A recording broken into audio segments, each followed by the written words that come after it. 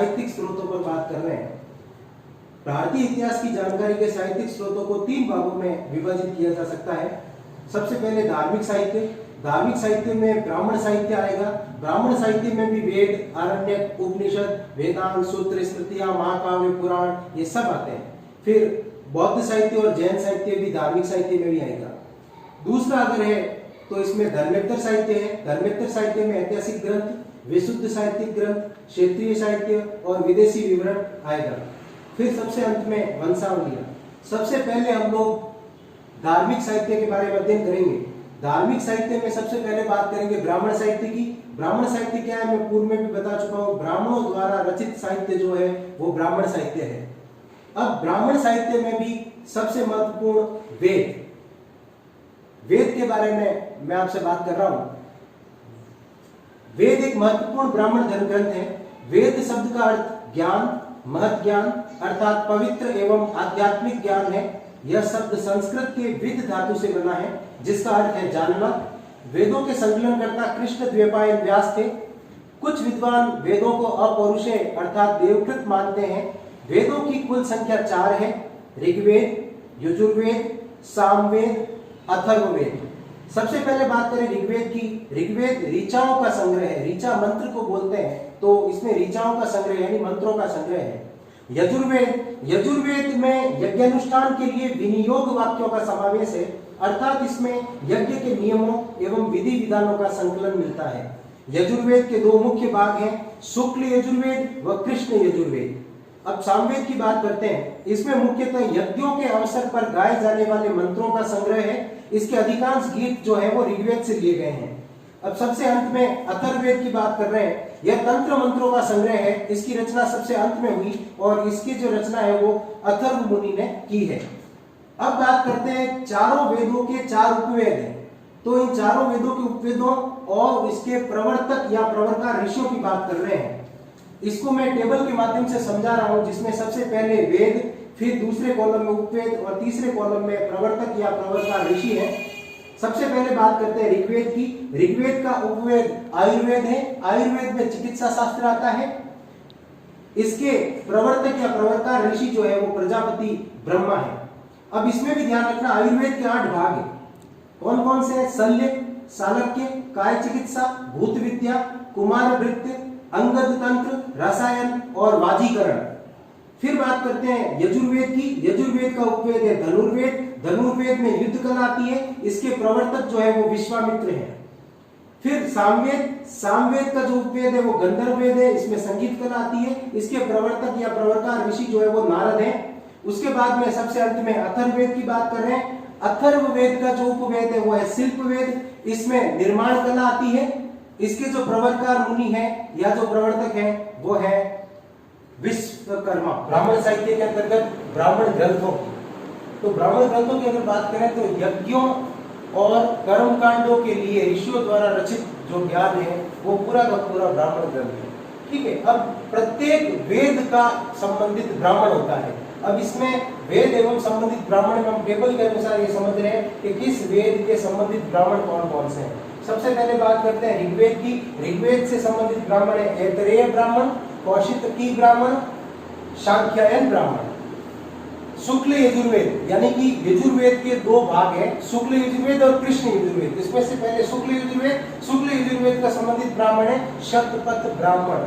फिर बात करें कृष्ण यजुर्वेद से संबंधित ब्राह्मण है तैत्तिरीय ब्राह्मण। फिर सामवेद से संबंधित ब्राह्मण है पंचविश ब्राह्मण, षड्विश ब्राह्मण, साम विधान ब्राह्मण और जैमिनीय ब्राह्मण। फिर सबसे अंत में अथर्ववेद का जो संबंधित ब्राह्मण है वो है गोपद ब्राह्मण। आरण्यक साहित्य में क्या होता है, सबसे पहले समझते हैं आरण्य है क्या। आरण्य क्या है? आरण्य जो शब्द है इसकी उत्पत्ति हुई है अरण्य से। अरण्य का अर्थ होता है वन। अब वन का सीधा सा मतलब है कि अरण्य में जिसकी रचना हुई इसको कहते हैं आरण्यक। इन ग्रंथों की रचना उन ब्राह्मणों ने की है जो अरण्य में यानी वनों में रहते हैं। अब किसके लिए की होगी? वनों में रहने वाले सन्यासियों के लिए। तो इसमें अरण्य साहित्य के अंदर वनों में रहने वाले सन्यासियों के लिए नियमों का विधान किया गया है। इसके अभिष्ट विषय क्या है? आत्मा, जीवन, मृत्यु, इस तरह के जो विषय है रहस्यात्मक विषय, वो इसके अभिष्ट विषय हैं। अब बात करेंगे वेद एवं संबंधित अरण्यक की, इसको भी मैंने टेबल के अंदर समझाया है। तो सबसे पहले ऋग्वेद के आरण्यक है ऐतरेय और कौशितकी। यजुर्वेद के आरण्यक है बृहदारण्यक, मैत्रायणी, तैत्तिरीय। सामवेद के आरण्यक है जैमिनीयोपनिषद या तवलकार आरण्यक। फिर अथर्ववेद का कोई आरण्यक नहीं है। उपनिषद का शाब्दिक अर्थ है समीप बैठना। किसके समीप बैठना?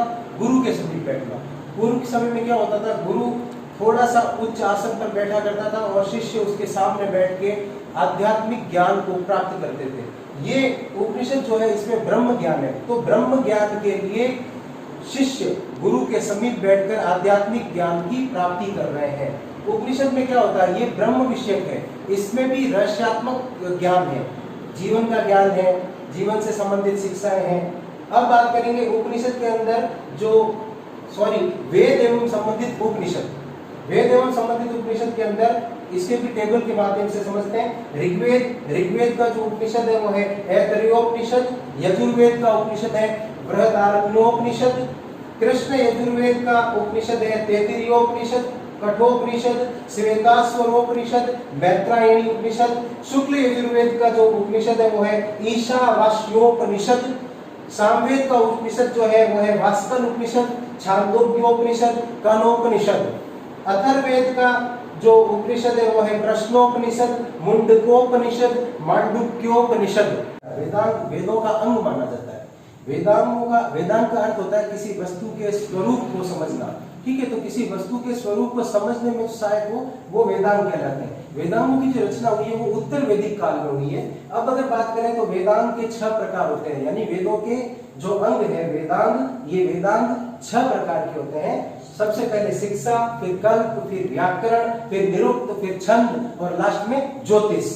फिर अगर बात करें सूत्र की, तो सूत्र में पाक्षिक विधानों, मनुष्य के कर्तव्यों और सामाजिक नियमों का उल्लेख होता है। सूत्रों की संख्या 3 होती है, स्रोत सूत्र, ग्रह सूत्र और धर्म सूत्र।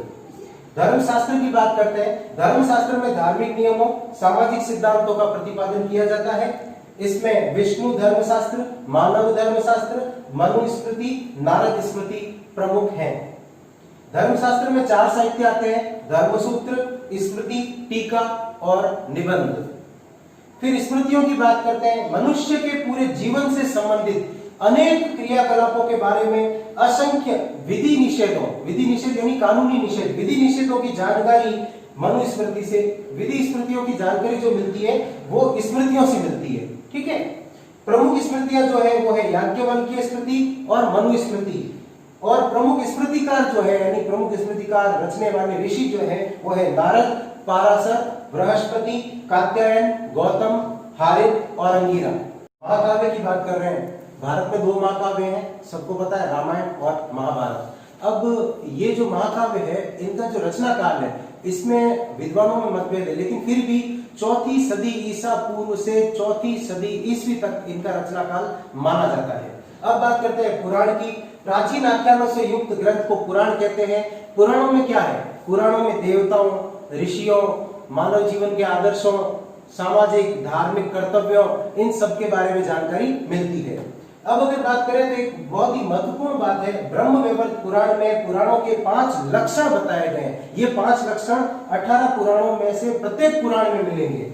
वो है सर्ग, प्रतिसर्ग, वंश, मनवंतर और वंशानुचरित। अब पुराणों की जो 18 संख्या है, पुराण कौन कौन से 18 उनकी बात करते हैं। ब्रह्म पुराण, पद्म पुराण, विष्णु पुराण, वायु पुराण, भागवत पुराण, नारद पुराण, मार्कंडेय पुराण, अग्नि पुराण, भविष्य पुराण, ब्रह्म वैवर्त पुराण, लिंग पुराण, वराह पुराण, स्कंद पुराण, वामन पुराण, कूर्म पुराण, मत्स्य पुराण, गरुड़ पुराण और ब्रह्मांड पुराण। जैन साहित्य और बौद्ध साहित्य की, इसमें एक चीज पहले ही क्लियर कर दूं, जैन साहित्य और बौद्ध साहित्य की अगर रचना काल की बात करें तो 4वीं शताब्दी ईसा पूर्व से लेकर 6वीं शताब्दी ईस्वी तक इसका जो रचना काल है वो माना जाता है। इस बहुत लंबे समय में इन धर्मों ने बहुत अच्छे तरीके से अपना विकास किया। जैन साहित्य की बात करते हैं। सबसे महत्वपूर्ण पुस्तक जैन साहित्य में आगम, जिस तरीके से हिंदू धर्म के लोगों के लिए गीता पवित्र पुस्तक है, उसी तरीके से जैन धर्म के लोगों के लिए आगम शास्त्र पवित्र पुस्तक है। इसको द्वादशांगी ग्रंथ भी बोलते हैं क्योंकि इसके 12 अंग माने जाते हैं। 12 अंग, 12 उपांग, 10 प्रकीर्ण, 6 छेद सूत्र, 1 नंदी सूत्र, 1 अनुयोग द्वार व 4 मूल सूत्र इस पुस्तक में हैं। जैन साहित्य के उदाहरण के तौर पर अगर देखें तो कथाकोश, परिशिष्ट पर्वन, भद्रबाहु चरित, कल्प सूत्र और भगवती सूत्र प्रसिद्ध पुस्तकें हैं। और भी कई सारी पुस्तकें, मैंने कुछ उदाहरण दिए हैं। बात करते हैं बौद्ध साहित्य की, तो बौद्ध साहित्य की जो शुरुआती अगर अच्छी पुस्तक या शुरुआती पुस्तक के रूप में ले लें, बहुत बड़े ग्रंथ की बात करें तो त्रिपिटक का अर्थ है ज्ञान की 3 टोकरियां। इसमें त्रिपिटक में ज्ञान की 3 टोकरियों में 3 कौन कौन से भाग हैं? सुत्त पिटक, विनय पिटक और अभिधम्म पिटक। फिर अगर उदाहरण के तौर पर बौद्ध साहित्य की बात करें तो दीपवंश, महावंश, मिलिंदपन्हो, मंजूश्री, मूलकल्प, बुद्ध चरित, सौंदरानंद काव्य, ये कुछ उदाहरण हैं। किताबें खूब सारी है लेकिन मैंने कुछ उदाहरण पेश किए।